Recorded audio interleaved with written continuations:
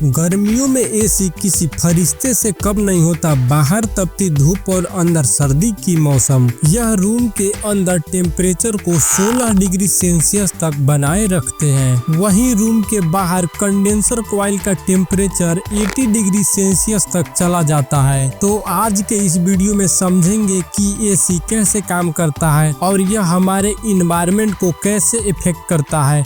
हम इसके बारे में भी विस्तार से जानेंगे। एसी का वर्किंग प्रिंसिपल बहुत ही सिंपल है। इसमें एक इवेपोरेटर कॉइल होता है जो कमरे के अंदर स्थित होता है। इस कॉइल में एक लिक्विड भरा होता है जिसे हम रेफ्रिजरेंट कहते हैं और इसमें लो प्रेशर मेंटेन किया जाता है।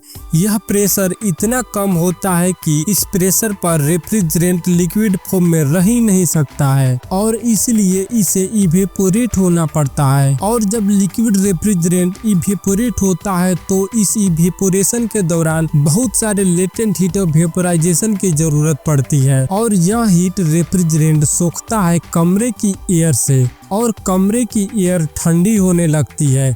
रेफ्रिजरेंट गैस में बदल जाता है। किसी भी लिक्विड को जब हम गर्म करते हैं तो वो गैस में बदल जाता है। जब लिक्विड गैस में बदलता है तो उसे काफी सारे हीट की जरूरत पड़ती है जिसे हम लेटेंट हीट ऑफ वेपोराइजेशन कहते हैं। जब आपके चेहरे या बॉडी पर पसीना आता है और वह पसीना जब सूखता है तो आपको ठंडा महसूस होती है, क्योंकि जब पसीना सूखता है तो वह गैस में बदल जाता है और गैस में बदलने के लिए उसे जो हीट चाहिए यानी कि लेटेंट हीट ऑफ वेपोराइजेशन वह उसे आपके गालों से मिलता है। इस वजह से ठंडा महसूस होती है। इसी सिद्धांत पर कमरे की एयर भी ठंडी होती है। जब ठंडा रेफ्रिजरेंट इस पाइप से फ्लो करता है तो यह कमरे की एयर से हीट को सोख लेता है और यह लिक्विड रेफ्रिजरेंट गैस में बदल जाता है। यह गैस रेफ्रिजरेंट अब पाइप के माध्यम से एक कंप्रेसर में जाता है।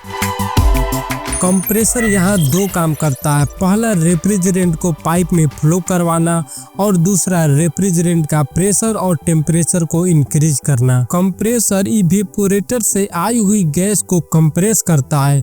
कंप्रेस करते ही गैस का प्रेशर इतना बढ़ जाता है कि इसका टेम्परेचर कमरे के बाहर मौजूद सराउंडिंग टेम्परेचर से भी ज्यादा हो जाता है। इसका टेम्परेचर सराउंडिंग से भी ज्यादा होने की वजह से इसमें से हीट सराउंडिंग में फ्लो होने लगती है और गैस ठंडी होने लगती है। और इस हीट फ्लो प्रक्रिया को तेज करने के लिए एक पंखे का उपयोग किया जाता है। इस गैस रेफ्रिजरेंट से जब हीट बाहर निकल जाती है तो यह वापस लिक्विड में बदल जाता है। इस कंडेंसर कॉइल में से एक तरफ से हाई प्रेशर हाई टेम्परेचर वाली गैस इंटर करती है और दूसरी तरफ से इसमें से लिक्विड फॉर्म में रेफ्रिजरेंट बाहर निकलता है। लिक्विड होने के बाद भी इस रेफ्रिजरेंट का टेम्परेचर अभी काफी हाई होता है। इसे ऐसे ही कमरे के अंदर नहीं भेजा जाता वरना कमरा कभी ठंडा नहीं होगा। अब इस रेफ्रिजरेंट को ठंडा करने के लिए एक्सपेंशन वाल्व का उपयोग किया जाता है। इसमें एक बहुत ही पतला रास्ता होता है। जब इस पतले रास्ते से रेफ्रिजरेंट गुजरता है तो उसका प्रेशर एकदम से ड्रॉप हो जाता है और इस अचानक से हुए प्रेशर ड्रॉप की वजह से कुछ रेफ्रिजरेंट तो एक्सपेंशन वाल्व में ही इवेपोरेट हो जाते हैं और इस दौरान भी पूरे प्रोसेस के लिए इसे जो हीट चाहिए वह ये खुद रेफ्रिजरेंट से ही सोख लेता है और इसलिए एक्सपेंशन वाल्व में एक तरफ से तो ज्यादा प्रेशर और ज्यादा टेम्परेचर वाला लिक्विड रेफ्रिजरेंट अंदर जाता है और दूसरी तरफ से लो प्रेशर पर ठंडा लिक्विड और वेपर का मिक्सचर बाहर निकलता है। जैसे आप देखे होंगे स्प्रे बोतल से पानी और वेपर का ठंडा मिक्सचर बाहर निकलता है। एक्सपेंशन वाल्व से निकलने के बाद रेफ्रिजरेंट इवेपोरेटर पाइप में चला जाता है। यहाँ फिर से रेफ्रिजरेंट रूम के अंदर की एयर से हीट को सोखता है और वेपर में बदल जाता है। यह साइकिल इसी प्रकार लगातार चलता रहता है। अब आइए देखते हैं कि इसमें कौन से पार्ट्स कहाँ लगे होते हैं। कंप्रेसर और कंडेंसर कमरे के बाहर लगे होते हैं और इवेपोरेटर कॉइल और एक्सपेंशन वाल्व कमरे के अंदर लगे होते हैं। इवेपोरेटर में रेफ्रिजरेंट इवेपोरेट होने के बाद पाइप के द्वारा बाहर वाले हिस्से में रखे कंप्रेसर में चला जाता है। कंप्रेसर इस गैस को कंप्रेस करके इसका प्रेशर और टेम्परेचर को बढ़ाकर कंडेंसर में भेज देता है, जहां पर हीट रेफ्रिजरेंट से सराउंडिंग में चली जाती है और रेफ्रिजरेंट कंडेंस होकर लिक्विड में बदल जाता है।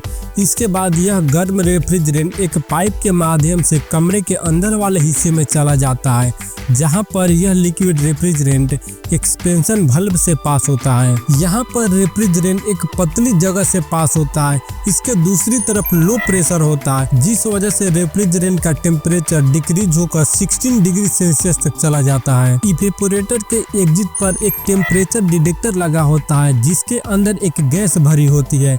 जैसे ही इवेपोरेटर पर एग्जिट टेम्परेचर बढ़ता है, डिटेक्टर के अंदर मौजूद गैस का प्रेशर भी बढ़ जाता है और यह गैस इस स्प्रिंग पर दबाव बनाती है, जिसके कारण वाल्व कुछ ज्यादा खुल जाती है, जिससे ज्यादा रेफ्रिजरेंट इवेपोरेटर में जाने लगता है और कमरे की कूलिंग भी बढ़ जाती है।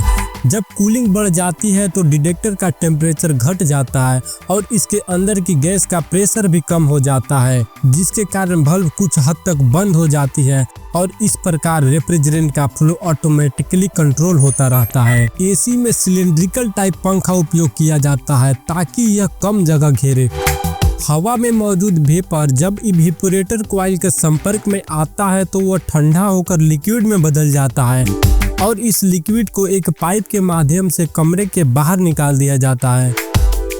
आज के टाइम में स्पाइरल टाइप कंप्रेसर एसी में उपयोग किए जाते हैं, जो कि काफी साइलेंट और स्मूथ होते हैं। तो आज के वीडियो में एसी का वर्किंग प्रिंसिपल कैसा लगा आप कमेंट बॉक्स में लिख के जरूर बताइएगा और वीडियो देखने के लिए धन्यवाद।